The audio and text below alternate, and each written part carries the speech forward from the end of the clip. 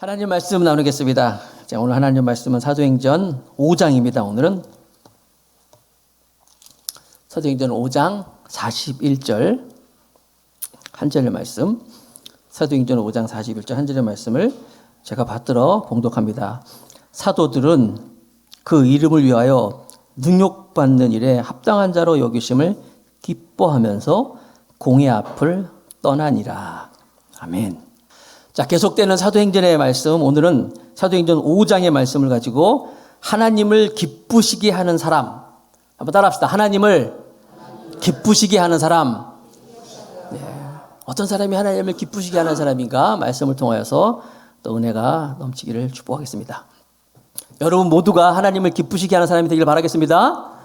다시 한번 인사합시다. 옆 사람에게 당신을 보니까 힘이 납니다. 시작. 당신을 보니까 힘이 납니다. 예. 네. 예, 말로만 힘이 납니다. 이렇게 얘기하지 마시고, 실제적으로 힘이 날 수 있는 떡을 준다든지, 아니면 물질을 나누면서 그랬으면 좋겠어요. 말로만 힘납니다. 그러지 마시고.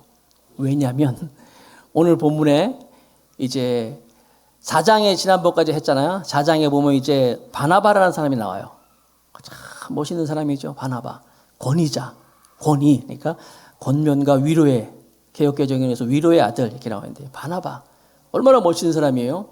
다른 사람을 위로하고 격려하고, 그런데 말로만 하는 것이 아니라, 말로만 위로하는 것이 아니라 바나바는 정말 자기가 가지고 있는 재산을 팔아서 교회에 가져가서 함께 나누면서 위로하고 권면하고 칭찬하고, 그리고 아시는 것처럼 사람을 막 세우고, 사울 숨어있는 사도 바울을 막 데려다가, 억지로 데려다가 강단에 세워서 막 설교하게 만들고 박수 쳐주고, 그리고 막 하나님을 열심히 하게 만들어서, 그래서 성경 13권이 나온 거예요. 신약 성경 13권이 바울이 쓰게 됐는데, 다 그것이 바나바의 이 격려, 칭찬, 그렇죠? 이걸로 인해서 이루어진 아주 멋진, 정말 헌신할 줄 아는 사람, 또 격려에 대가면서 위로와 또 이런 사람들을 세우는데 최고의 사람이 바나바였어요. 이 4장까지입니다. 그런데 이 4장까지의 이 바나바의 이야기가 딱 나오면서 그런 바나바의 모습을 보고 5장에 보면은 부부가 등장해. 한 부부가, 아나니아와 삽비라라는 부부가 등장하는 거예요. 아나니아와 삽비라가 바나바의 그 모습을 보면서 이야기하는 거예요. 여보, 오늘 봤지? 요셉 봤지? 요셉. 어때? 사람들이 다 요셉을 바나바라고 부르네. 바나바 뭐예요? 별명이에요. 권면의 사람, 위로의 사람, 막 칭찬하는 거예요. 야, 정말 사람들이 막 장로님이라고 그러면서 막. 나중에 여러분, 바나바는 사도로 지칭을 받습니다. 아시죠? 왜냐하면 사도행전에 보면 누가행전 사도행전에 보면 사도 바울이 이제 전도 여행을 갈 때, 사도 바울과 바나바가 1차 전도여행을 갈 때, 누가는 분명히 두 사도가 이렇게 기록하고 있어요. 두 사도가 어딜 들어갈 때, 두 사도가 누구예요? 바로 바울과 바나바를 얘기하는 거예요. 그러니까 바나바는 나중에 사도로 이제 이렇게 사람들한테 인정받고, 또 기록도 그렇게 되어 있는데, 아무튼 이 아나니아와 삽비라가, 야, 그렇게 사람들이 막 칭찬하고 바나바라고 막 이러면서 부르는데 어땠어? 너무 부럽더라. 그래서 이 부부가 얘기하는 거예요. 우리도 뭐 좀 가진 거 있지? 우리도 좀 뭐 있지? 땅 좀 있지? 그래. 그거 어떻게 우리도 팔아가지고 교회에다 갖다 낼까? 부부는 일심동체예요. 그래. 맞아. 우리도 그거 팔아가지고 교회에다 헌금하고 가난한 사람들 다 나눠주면서 한번 우리도 교회에서 우리도 어깨에 힘도 주고 우리도 한번 그래보자. 그래, 그러자. 부부는 일심동체야. 그래서 정말로 땅을 팔아요. 땅을 팔아가지고 이제 교회에 갖다 주려고 하는데, 문제는 거기서 발생한 거예요. 이 바나바의 그 모습을 보고 자기도 똑같이 땅을 팔아서 교회에 헌금하려고 했는데, 남편이, 여보, 이 좀 많지? 어떻게 생각해? 부부는 일심동체예요. 부인도, 좀 많은 것 같은데? 이거 좀 딱 반만 떼어가지고, 반만 드리고, 반만 우리가 가지고 있으면 어떨까? 험한 세상에서 우리가 돈도 필요한데. 부부는 일심동체야. 아니, 그런 데서 일심동체가 안 돼야 돼요, 사실은. 만약에 둘 중에 하나라도 무슨 소리야. 하나님께 온전히 드리겠으면 드려야지. 만약에 당신이 이걸 나누면은요, 난 당신하고 안 살아. 그랬다면 이 두 사람은 정말 성경의 위대한 인물로 기록될 것 같은데 안 좋은 곳에 일심동체가 돼가지고 그래 좀 비슷한 많은 것 같아. 뛰어가지고 반만 드리자. 그래서 이제 반을 자기들이 숨기고 반만 가지고 오는 거예요. 그런 기사가 나와 있는 거예요. 그러면 아나니아와 삽비라가 자기들이 땅을 팔아서 하나님께 드리겠다 했던 동기가 뭐예요? 대체 무엇 때문에? 누가 시키지도 않았는데 왜 갑자기 이 사람들이 이렇게 땅을 팔아가지고 헌금을 하겠다고 이야기를 했는가? 동기가 뭐냐 보면은요, 이 사람들은 다분히 하나님보다도 사람을 더 의식한 거예요. 그래서 바나바의 이런 모습을 보면서 그 동기가 하나님이 아닌 사람으로 동기가 돼가지고 이 일을 시작했다는 것이죠. 아나니아의 이름의 뜻은요, 원래 아나니아 이름 뜻이 하나님은 은혜로우시다라는 이름이에요. 아나니아. 삽비라는 아름답다라는 이름 뜻을 가지고 있어요. 그러니까 하나님은 은혜롭다, 아름답다. 아나니아와 삽비라는 어려서부터 그 부모가 그런 이름을 지어줄 정도로 신앙 안에서 자랐던 사람들이야. 믿음 생활을 했던 사람이야. 믿음의 가정에서 태어나서 자라난 사람들이에요. 그런데 믿음의 생활을 어려서부터 했던 그런 사람이지만 지금 이런 모습이 나오는데 이게 교회 생활을 오래 한 사람들, 믿음 생활을 한 사람들이 가질 수 있는 병 중에 하나야. 그게 뭐냐면 믿음 생활이라는 것은 신앙생활이라는 것은 하나님을 바라보면서 하나님 아버지 앞에 내가 삶을 드리고 신앙생활을 해야 되는데 자꾸만 하나님보다도 사람들을 보는 거예요. 사람들을 의식하면서 신앙생활을 하게 돼요. 기도도 안 하다가 사람 나타나면 기도 안 하고 말이야. 헌금도 안 하다가 막 헌금 방언이 오면 헌금 막 이런 식으로 사람들을 의식하면서 신앙생활을 하는 이런 잘못된 것이 있다는 거예요. 여러분 교회 생활하면서 신앙생활하면서 하나님이 아닌 사람들을 보기 시작하면요 어려워져요. 헌금 생활도 마찬가지예요, 여러분. 헌금 누굴 위해서 하는 거예요? 하나님께 내 마음과 내 사랑을 드린 게 헌금이에요. 그런데 다른 사람 보라고 헌금하고 절대 잘못되는 우리가 좀 조심해야 할 거예요. 그래서 여러분 우리 교회는 그래서 처음부터 어떻게 헌금함이 따로 있어. 헌금 시간 따로 없어요. 그렇죠? 헌금 그러니까 참 좋아. 헌금 기도도 없어도 되고 헌금송도 없어도 되고 말이에요. 헌금은 들어오면서 하는 거예요. 어떤 교회는요 헌금이 주보에 헌금자 명단이 이렇게 나와 있는 데 있어요. 명단 뭐 11조 누구 이렇게 막 이름 주보에 쭉 써 있어요. 우리 교회는 안 써 있죠. 물론 다 이유가 있을 거예요. 좋은 면도 있을 거예요. 그러나 조심해야 할 것은 뭐냐면 그게 혹이라도 사람들에게 보이려고 신앙생활만 안 된다는 거예요. 11조 봉투도 그렇잖아요. 우리 교회에 11조 봉투 덮여 있어요. 안 보이게. 억지로 누가 열어서 보면 볼 수 있겠지만 어떤 교회는요 11조 봉투가 아예 딱 꺼내자마자 이렇게 있는 게 있어요. 그래서 쭉 그래서 누구 11조 얼마 하네? 이렇게 볼 수 있는. 우리는 딱 덮어놨는데 안 보이게. 여러분 절대로 여러분 이 물질도 그렇고 하나님 아버지 앞에서 내가 하나님에게가 아니라 사람들에게 보기 시작하면 어려워질 수 있다는 거예요.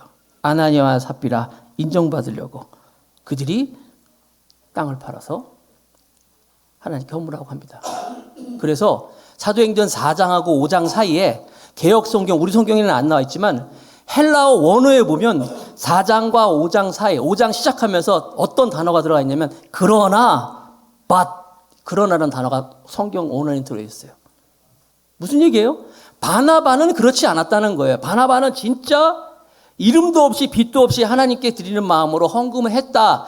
그러나 아나니아와 삽비라는 그러면서 이제 5장이 시작되는 것을 볼 수가 있어요. 나는 여러분에게 하나님의 자비하심으로 권합니다. 돈 때문에, 물질 때문에 여러분들이 정말 교회 안에서 조금이라도 어려움 당하지 않기를 축복합니다.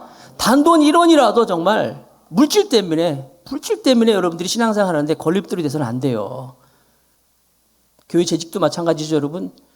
하나님이 일꾼을 세우는데 헌금 얼만큼 해야 된다. 여러분, 그거 좋은 거 아니에요. 물론 다 이유가 있지만 우리 교회는 안 그래요. 절대로 내가 돈 헌금을 얼만큼 했기 때문에 내가 재직이 된다. 내가 얼만큼 절대로 여러분 그러면 안 되는 거예요. 하고 싶으면 그냥 조용히 하세요. 무명으로. 그럼 괜찮아요. 그러나 내가 재직을 받기 때문에 이렇게 여러분 그러지 않기를 축복합니다. 아나니아와 삽비라는 사람을 의식했어요. 여러분 탕자의 비유에서도 보면 탕자의 비유, 탕자가 둘째 아들이 나가서 허랑방탕하다가 돈 다 쓰고 돌아왔어. 아버지가 너무 기뻤어. 아들이 돌아왔기 때문에 죽었던 아들이 살았다. 그래가지고 막 소를 잡고 잔치를 베풀면서 막 축제를 벌였는데 그 축제에서 가장 싫어하는 사람이 누구였어요? 큰아들이었어요. 큰형이었어요. 큰형은 잔치에 참여도 하지 않고 아버지가 나와서 너 왜 그러니? 그랬더니 아니 나는 아버지를 위해서 그렇게 열심히 수고하고 그렇게 열심히 일했는데 나를 위해서 소 한 마리 잡지도 않고 말이에요. 저 아버지 재산을 가지고 나가서 허랑방탕한 저 둘째 아들을 위해서는 이렇게 잔치까지 베풉니까? 이런 경우가 어디 있습니까? 하고 막 따지는 거예요. 아버지가 뭐라 그럽니까? 아들아, 지금 있는 거 다 네 거야. 네가 헌신하는 건 내가 알잖아. 내가 다 알아. 이 가진 게 다 네 거란다. 이렇게 위로해도 큰아들은 무슨 소리예요? 나를 위해서 잔치 한번 해주지 않았잖아요. 사람들한테 인정받지 못했잖아요. 그랬던 거예요. 여러분, 하나님이 나를 알아주고 아들아 네가 수고한 건 내가 다 안다. 그러면 되는 거 아니에요? 하나님이 나를 알아주면 되는 거 아니에요? 뭐 사람들한테 보이려고 그러고 사람들한테 인정받으려고 그럽니까? 선한 사마리아가 왜 선한 사마리아 그 사람이 왜 위대합니까? 이름이 없어요. 선한 사마리아인이라고만 나와 있지. 여러분 물론 예수님의 예화에는 물론 실제적인 실제적인 이야기가 있어요. 예루살렘에서 여리고 다 지명 얘기하고 씨 뿌리는 비유도요 황당한 이야기가 아닌 거 아시잖아요. 어떤 사람이 돌짝밭에 무슨 길바닥에 씨를 뿌리겠습니까? 유대는 그렇게 해요. 우리는 땅을 경작하고 씨를 뿌리지만 유대란 나라는 워낙 그 허허벌판 광야가 많아지기 때문에 흙부터 뿌리는 거예요. 씨부터 뿌리고 그다음에 흙을 덮어요. 농작법이. 그러다 보니까 길바닥에 떨어지는 씨도 있을 것이고 돌짝바닥에 떨어지는 씨도 있을 거예요. 그리고 옥토에 떨어지는 것도. 예수님의 비유는요 다 그냥 허무맹랑한 얘기가 아니라 실제 있었던 얘기도 있다는 거죠. 나사로와 부자 나사로와 거지 나사로, 부자와 거지 나사로 다 그런 거예요. 사마리아인도 실제적인 일이 있을 수 있다는 거예요. 그 당시 그 길에 많은 강도가 있었고. 그런데 그 선한 사마리아 이름이 없잖아요. 이게 바로 선한 사마리아인의 위대함이라는 거예요. 사랑하는 성도 여러분, 여러분도 사람들 의식하지 말고 하나님 아버지 앞에서 하나님과의 관계, 하나님께 인정받을 수 있는, 하나님께 칭찬 들을 수 있는 우리 모두가 되길 축복합니다. 라틴어로 코람데오라는 단어가 있어요. 한번 보여주세요. 코람데오. 많이 들으셨죠? 하나님 앞에서. 이 코람데오로 하나님 앞에서가 저기 부산에 가면은 고신대학교, 고신이 원래 고려신학인데 원래 다 총회 감리교, 감신 다 두 자로 줄였잖아요. 그래서 고려신학, 고신이 원래 고려신학의 줄임말인데 그 학교의 그 교훈이기도 해요. 하나님 앞에서. 그래서 그 고신에 가면은 중창당 이름 코람데오, 무슨 모임 코람데오 무슨 모임 다 이름이 다 거예요. 하나님 앞에서라는 거예요. 근데 저게 고신뿐만 아니라 그 종교 개혁을 한 개혁자들의 모토기도 했어요. 하나님 아버지 앞에서. 칼빈, 그렇죠? 다 그들이 하나님 앞에서. 칼빈의 좌우명이기도 하죠. 저게 코람데오. 하나님 앞에서 내가 예배드린다. 하나님 아버지 앞에서 내가 헌금한다. 하나님 아버지 앞에서 내가 봉사한다. 이게 여러분 신앙인의 굉장히 중요한 모습이라는 거예요. 오늘 아침에도 일찍 늘 이 청소하시던 권사님이 안 계시니까 또 다른 권사님이 또 오셔가지고 말해요. 아무도 없는데 봉사하시고 있어요. 다 뭐예요? 아무도 안 보는데, 아무도 없는데. 난 분명히 그분 안에도 이와 같은 하나님 앞에서라는 하나님에 대한 신앙이 있는 걸 믿습니다. 여러분 가정 안에서도 왜 가정에 위기가 옵니까? 엄마 아버지의 위선 때문에 그런 거 아니에요? 엄마 아버지가 교회에서는 막 직분 있고 말이야 장로님이고 안수집사이고 막 그런데 실제로 자녀들이 볼 때는 그렇지 않은 거예요. 그런 모습이 자녀들을 알고 힘들게 하는 거 아니겠어요? 항상 우리는 그래서 하나님 아버지 앞에서 정직하는 것을 먼저 생각해야 돼요. 사람들한테 의식하는 것이 아니라 사람들 바라보면서. 그러지 말고 하나님 바라보면서 우리가 우리의 신앙과 믿음이 드려지기를 축복합니다. 요즘에 우리나라의 어려움도 이 국가의 지도자들의 위선이 문제가 되지 않겠어요? 그렇게 안 봤는데 이런 분이 있더라. 물론 거기에 대한 과잉된 어떤 것도 있기 때문에 정치적인 일은 안 하겠지만 여러분 항상 이 지도자들은요 정말 이 위선적인 것을 조심해야 된다는 거예요. 목사인 저도 그래요. 여러분. 제가 지난번에 언젠가 말씀드렸죠. 주일날 설교 4번 5번 하고 그랬다고 그렇죠? 각각 다르게 유치부 애들한테, 청년들한테, 성인들한테, 또 교사들한테. 어떨 때 되면 설교 4번 하고 5번 하고 또 회의하고 모임 가고 하다 보면 주일날 정말 힘들잖아요. 주일날 막 그런 파김치가 돼가지고 집에 들어갑니다. 집에 들어가면 우리 집사람이 또 인사하면 여보 나 오늘 설교 4번 해서 회의 몇 번 해서 나 건들지 마. 나 건들지 마. 막 이러면 소파에 탁 퍼지는 거야. 그때 전화가 띠리리리 와. 근데 딱 받아고 목사님 저예요. 그러면 한무개 자매님 잘 지내셨어요? 무슨 일이신데? 그러면 그래요 자매님? 내가 가야죠. 내가 꼭 해드릴게요. 알겠습니다. 인사하고 전화를 딱 끊어. 그 우리 집사람이 저한테 그래요. 목사님 저도 사모로 보지 말고 불쌍한 한 자매로 봐주시면 안 되겠습니까? 충격을 받았어요. 내가 위선이구나. 위선이구나 나들 이렇게. 여러분 정말 그 사람의 인정받는 것은 주위의 사람들한테 인정받을 때 진정한 인정이 아니겠어요? 아까도 말씀드렸지만 부모고 자식이 인정해주는 부모님이 인정하는 자녀, 주위의 사람들에게 아무리 자기가 뭐 사람들 다 인정받으면 주위의 사람들이 가까이 있는 사람이 그 사람 그렇지 않아 이러면 이건 사실 가짜예요. 저는 그래서 그때 충격받은 게 만약에 누가 저한테 와가지고 목회와 가정 2가지가 있는데 뭘 선택하겠냐고 물어본다면 저는 둘 다 선택하겠습니다 그럴 거예요.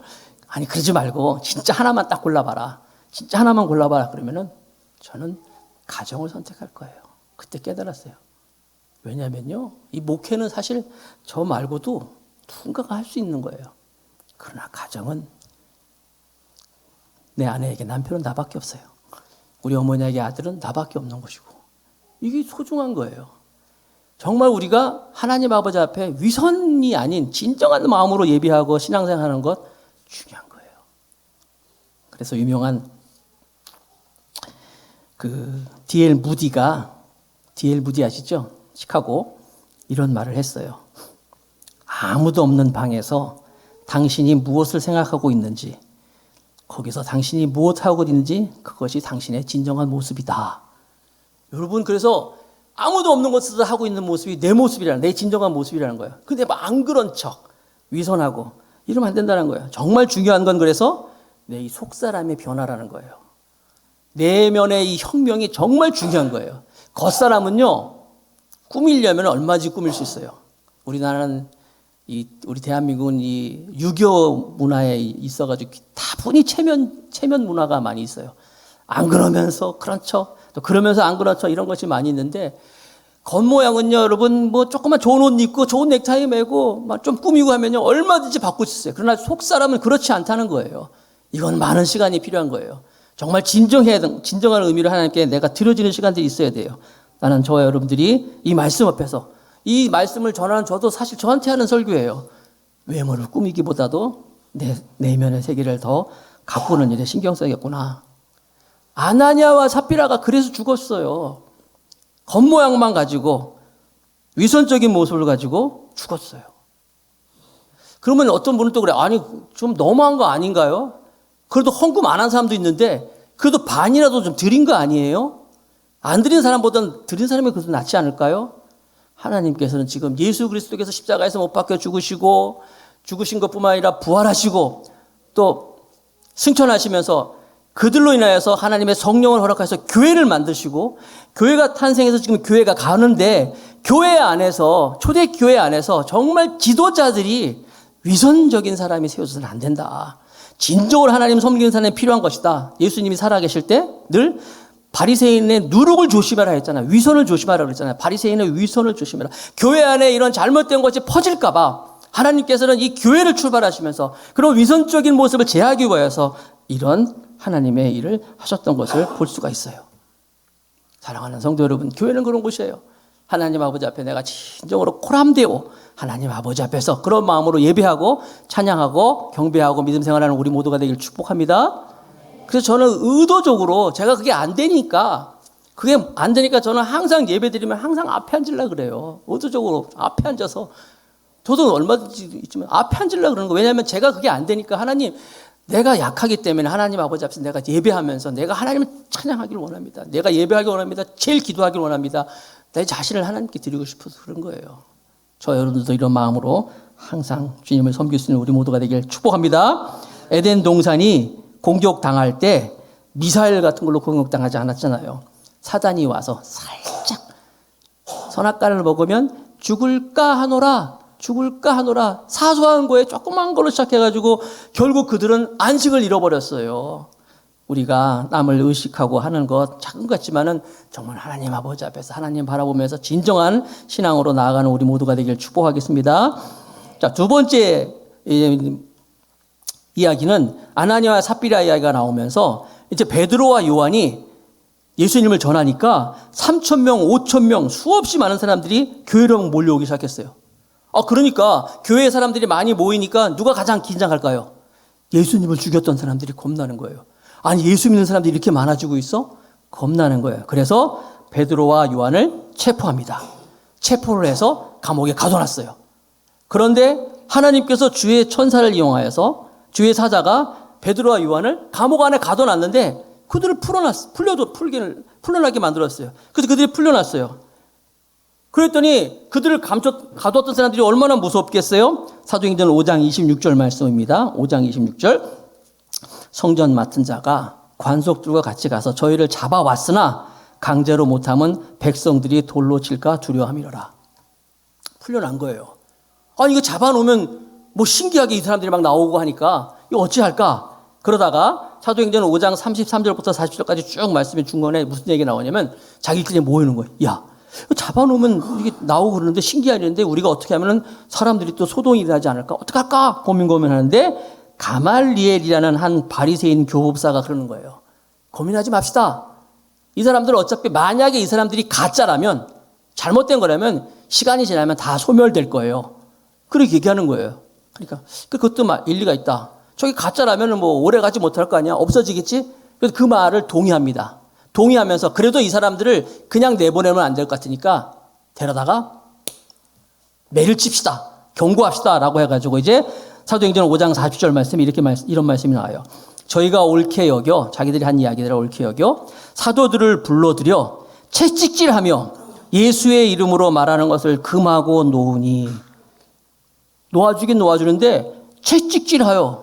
여러분, 저기서 그냥 채찍질하여라고만 나와 있지만 유대 율법에 의하면은 다 유대인인데 유대교 말고 다른 종교를 전할 때는 39대의 매를 때리는 게 법이에요. 39대. 그러니까 40대를 맞으면 사람이 죽어요. 그래서 율법으로 사람이 맞다가 죽으면 안 되니까 죽기 직전까지 때리는 게 39대야. 여러분 아시다시피 사도 바울은 자기가 40에서 하나 감한 매를 39대 매를 5번이나 맞았다는 얘기 나오잖아요. 베드로와 요한도 이때 39대의 말을 9대의 매를 맞고 나가는 거예요. 여러분, 매 맞는 거 아세요? 나는 지금도 누가 나한테 군대 다시 가겠어요? 그러면 절대 안 가겠다 그래. 왜냐하면 내가 군대에서 그렇게 매를 많이 맞아봤기 때문에. 옛날에는, 요즘엔 절대 안 때립니다. 요즘엔 안 때려요, 진짜로. 근데 제가 있을 때만 해도, 80년대만 해도 그렇게 하여튼 이런저런 이유로 막 때리더라고요. 많이 맞았어요. 그냥 군대 가기 싫었어요. 그래서 지금도 싫어요. 매를 맞는 거. 여러분, 맞은데 또 맞은 거 알아요? 여러분, 또 얼마나 아픈지? 그런데 여러분, 지금 이 사도들이, 베드로와 요한이 39대의 매를 맞고 풀려나는 거예요. 매를 맞고 나온. 그런데 사도행전을 기록한 누가는 그들의 모습을 사도행전 5장 41절 이렇게 기록하고 있어요. 사도행전 5장 41절, 사도들은 그 이름을 위하여 능욕받는 일, 신문 받고 고문당하고 또 매 맞고 하는 일입니다. 이런 능욕받는 일에 합당한 자로 여기심을 기뻐하면서 공의 앞을 떠나니라. 기뻐하면서. 그렇게 매 맞는 것을 기뻐하면서 공의를 떠났다고 말하고 있어요. 매 맞는 게 뭐가 좋아요? 신문 당하는 게 뭐가 좋아요? 검찰에 끌려간다든지 막 이래가지고 고문당하고. 이게 뭐가 좋아요? 그러나 사도들은 그 이름을 위하여, 예수님을 위하여서 이렇게 능욕받는 일을 기뻐하였다라고 기록하고 있어요. 여러분, 구약에 나오는 많은 믿음의 사람들, 신약에 나오는 많은 믿음의 사람들이 바로 이와 같은 주를 위하여서 고난받는 것을 기뻐했던 것을 알 수 있어요. 채찍에 맞기도 하고 결박을 당하기도 하고 옥에 갇히기도 하고 돌에 맞기도 하고 톱으로 몸이 잘리기도 하고 사자의 밥이 되기도 하고 토굴 속에 숨기도 하고 먹는 것, 입는 것, 자는 것 다 잘 못했어요. 그래도 그들은 기뻐했다. 이게 바로 신앙인의 모습이 아닐까요? 오늘날 우리는 뭐 이렇게 신앙생활을 하면서 어려움 당하지는 않아요. 그러나 아직도 그런 곳이 있어요. 아시죠, 여러분? 자기 마음대로 신앙생활을 못하는 것. 제가 지난번에도 말씀드린 것처럼 모슬렘, 그 이슬람권에 있는 사람들, 거기서 신앙생활 하는 사람들, 예수 믿는 사람들은 마치 성경에서 그 출교 당하는 것처럼 똑같이 그 사회에서 추방당하는 그런 일이 아직도 있습니다. 또 어떤 선교 보고에 보니까 인도네시아 어떤 섬에는 물이 굉장히 안 좋대요. 그래서 그 물을 계속 먹으면 한 10년만 먹으면 이빨이 다 빠진다네요. 그런데도 선교사님이 그곳에 가셔서 복음을 위해서 고난받으면서 그곳에서 선교를 하는 모습을 볼 수가 있어요. 여러분, 우리는 얼만큼 신앙생활 하면서 고난을 당할까요? 고통을 당할까요? 물론 우리가 예수 믿는다고 해서 그렇게 어려움, 성경에 나오는 것만 그런 어려움은 없어요. 그러나 때로는 있는 분도 있겠죠. 그러나 여러분, 우리가 어떤 고난을 받든지 어떤 고난이 있든지 특별히 주를 위해서 당하는 고난이 있다면 사랑하는 성도 여러분, 저와 여러분도 하나님께 기뻐할 수 있는 우리 모두가 되길 축복하겠습니다. 기뻐할 수 있다는 거예요, 정말로. 그럴 때 그 기쁨으로 인하여서 우리가 하나님 아버지 앞에 하나님의 사람으로 다시 한번 세움받는 사실을 믿으시기 바랍니다. 그래서 사도행전 5장 17절부터 32절까지의 말씀에 보면 베드로, 요한이 이제 풀려나는데 풀려나서 계속 그들은 전도하는 모습이 나와요. 그러지 말아라 그런데도 계속 전도하는 거예요. 그러니까 이들의 이 고난이, 고통이 이들을 제어할 수가 없었던 거예요. 이들에게 있어서는 내가 또다시 어떤 고통을 당한다 할지라도 그 이름을 위하여 능력받는 일은 내가 기쁜 일이다, 즐거운 일이다라고 했던 거예요. 난 여러분에게도 이런 주님을 위한 어려움에 대한 기쁨이 소유될 수 있기를 축복하겠습니다. 그래도 여러분, 신앙생활, 그래서 오늘 하나님을 기쁘시게 하는 사람, 하나님을 기쁘시게 하는 어떤 사람이에요? 아나니아와 삽비라처럼 이런 위선적인 모습이 아니라 하나님을 바라보는 사람이고 주를 위해서 당하는 고통을 기쁘게 여길 수 있는 사람이라는 사실을 믿으셔야 돼요. 사도행전 5장 42절 말씀 한번 볼까요? 저희가 날마다 성전에 있든지 집에 있든지 예수는 그리스도라 가르치기와 전도하기를 쉬지 아니하니라. 혹이라도 이것을 위해서 자기가 고통당하면 그것도 역시 기쁨을 여기기 때문이에요. 제가 성주소를 갔습니다. 성주소에 갔더니 사해바다 옆쪽에 커다란 돌산이 있더라고요. 그 돌산이 얼마나 큰지, 육각형의 돌산인데 높이가 450m고 폭이 250m. 사진 나오네. 저곳이 이름이 마사다라는 장소예요. 지금은요, 저기 가려면 케이블카가 또 있어요. 이렇게 갈 수 있도록. 굉장히 높은 곳이에요. 저희가 왜 생겼냐면 헤롯 왕 알죠? 헤롯 왕이, 헤롯은 굉장히 나쁜 사람이에요. 근데 헤롯은 정상적으로 왕이 된 사람이 아니기 때문에 헤롯은 이제 권력을 쟁취하는데 돈을 쓰고 막 이래서 왕이 됐어요. 그렇기 때문에 또 유대인도 아니고, 그래서 유대 사회에서 인정받기가 쉽지가 않았어요. 언제든지 반란이 일어날 수 있을 것이다 라고 생각하는 헤롯은 저 마사다라는 곳에다가 정말 천연의 요새를 만들었어요. 잘 꾸며놓고. 이스라엘은 물이 없는 곳인데 저기에는요, 목욕탕도 잘 만들어놨어요. 나쁜 사람이지. 그러니까 물이 없는 나라인데 말이에요, 물을 막 사람들을 끌어다가 목욕탕을 만들고 막 이럴 정도로 잘 꾸며놨어요. 근데 이 헤롯은 불행하게도 저곳에 오래 있지를 못했어요. 왜냐하면 반란이 일어나지 않았어요. 일찍 이 사람은 죽게 되는데, 아무튼 저 마사다라는 곳이 있는데 AD 70년경에 티토스 장군이 유대 땅을 다 점령을 합니다. 그러면서 예루살렘 성전도 다 파손하고 하면서 할 때 그 유대 나라에 이 항쟁하던 사람들이 마사다라는 곳을 도망을 가요. 거기서 960명의 유대인들이 끝까지 로마에 대하여서 독립을 주장하면서 항쟁을 합니다. 그것이 바로 마사다예요. 3년 동안 로마에 대항을 했는데, 로마는 저곳을 올라갈 수가 없으니까 나중에는 이제 토담을 쌓아요. 주변에 이렇게 막. 그래서 다음 사진 한번 보여주실래요? 저곳에 가려면 이렇게 길이 이렇게 많은 것처럼 토담을 막 쌓아가지고 이렇게 점점 만들어가지고 저 일을 하는데도 또 유대인들을 이용하는 거예요. 유대인들을 직접 만들어가지고. 그래서 결국 이제 올라가서 점령을 하는 거예요. 그런데 막상 점령할 때 굉장한 일이 벌어집니다.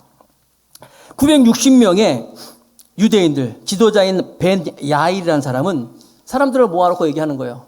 이제 우리의 마지막 운명의 날이 돌아온다. 이제 곧 우리가 로마에서 점령을 당할 것인데 항복을 할 것이냐, 죽음을 선택할 것인가 결정하자. 그때 사람들은 로마에 항복하느니 차라리 우리는 자결하는 것을 선택하겠습니다. 이걸 사람들이 이제 결의를 해요. 그래가지고 남자들은 일단 집에 가서 자기에 있는 집안 식구들 다 죽입니다. 960명의 사람들. 자기 있는 사람들 다 죽이고 남자들만 남아요. 남자들만 남으니까 그 남자들 남은 사람 중에서 제비뽑기를 해서 10명을 뽑아요. 그 10명의 사람이 나머지 남자들을 다 죽입니다. 그리고 10명 가운데서 한 명을 또 제비 뽑아가지고 그 한 사람이 나머지 9명을 다 죽이고 스스로 자결하여서 다 죽어요, 저기서. 로마 군인들이 이제 토담을 쌓고 이제 점령하고 해서 문을 부시고 들어가 봤어요. 가봤더니 다 죽어 있는 거예요. 나중에 그걸 어떻게 알게 됐냐면 거기에 이제 동굴에 숨어 있던 어린 아이야. 여자아이와 또 아이들이 그걸 이제 증언을 해서 알아낸 거예요. 그래서 마사다라는 곳에 가보면 지금도 다음 사진 한번 보여주실래요? 거기에는 365일 저 다윗의 별, 이스라엘 국기죠. 다윗의 별이 출렁이고 있어요. 우리는 절대로 이 신앙심을 지키는 데 있어서 불의와 타협하지 않겠다. 스스로 죽으면 죽었지 이 신앙을 지키겠다. 그래서 여러분 마사다라는 곳이 그런 곳이에요. 여러분 신앙생활은 어떤 곳이냐? 내가 고난을 당한다 할지라도 그것을 지키겠다는 그런 마음. 이게 아니겠어요?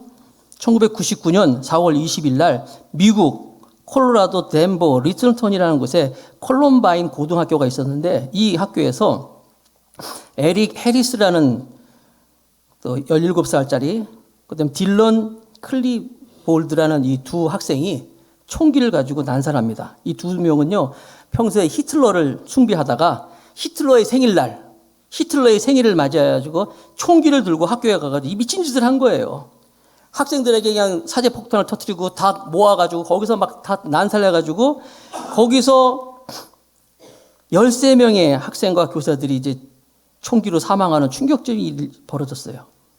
더 놀라운 사실은 그때 무슨 일이 있었냐면 학생들 다 모아놓고 한 명씩 물어봤다는 거예요. 너 하나님 믿어 안 믿어? 그러면 거기서 하나님 믿는다면 다 죽잖아요. 그때 캐시 버넬이라는 한 여고생이 있는데 그에게 물어봤대요. 너 하나님 믿어 안 믿어? 그때 캐시는 나는 하나님을 믿고 하나님은 지금도 살아계시고 너희들도 하나님을 꼭 믿길 바란다. 이런 고백을 합니다. 그때 저 나중에 나와야 되는 거고 그때 이 총기를 가진 이 두 에릭 해리슨과 딜런 클리본트는 그 아이의 말을 듣자마자 그래 하나님 곁으로 가라 하면서 그냥 총을 난사해서 이 캐시는 그 자리에서 죽습니다. 나중에 이 사건이 다 정리가 됩니다. 물론 이 두 명은 이제 진압 직전에 이제 자결을 해가지고 다 죽는데 이 사건이 다 정리가 되고 나서 거기에 모였던 사람들이 자신을 부끄러워하기 시작했어요. 자기가 살아난 것에 대해서 부끄러워하기 시작했어요. 신앙의 각성을 한 거예요. 나는 왜 하나님이 살아계신다고 말을 못했을까? 나는 하나님을 믿으면서 왜 하나님에 대한 고백을 못했을까? 그러면서 그 아이들은 국기개양대에 모여서 기도를 하기 시작했어요. 자발적으로 기도 모임을 가기 시작한 거예요. 나도 하나님 제대로 믿자. 사는 게 중요한 것이 아니라 하나님을 제대로 믿어야 되겠다. 그러면서 기도 모임이 시작됐어요. 캐시 버넬의 그 어머니는 자신의 딸에 대해서 이렇게 얘기합니다. 나는 우리 딸이 죽어서 슬퍼하지만은 않는다. 우리 딸 캐시는 이 일을 위해서 태어났다고 나는 믿는다. 캐시가 죽고 나서 그가 이제 유품을 정리하는데 그리스도인답게라는 책이 발견됐는데 그 책에 캐시는 밑줄을 쫙 걷는데 우리 모두는 언제든지 영원을 맞이할 수 있는 삶을 살아야 한다. 이런 곳에 줄을 쫙 거놨대요. 그리고 그날 일기장에는 이렇게 기록되어 있대요. 보여주세요. 나는 나의 하나님을 위해서 죽고 싶다. 나는 나의 믿음을 위해서 죽을 것이다. 그것은 나를 위해 돌아가신 예수님을 위해서 내가 할 수 있는 가장 작은 일이다. 이렇게 일기장에 적혀 있더라는 거예요.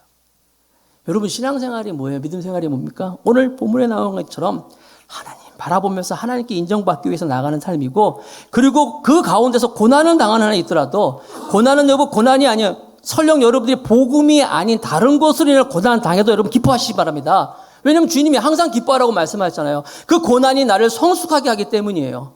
더 나아가서 내가 정말 주님을 위해서 헌신할 수 있는 기회가 있다면은 그 고난이 나의 이 소비가 절대로 소비가 아니에요. 하나님께 얻을 수 있는 큰 은혜라는 사실을 믿으시기 바랍니다.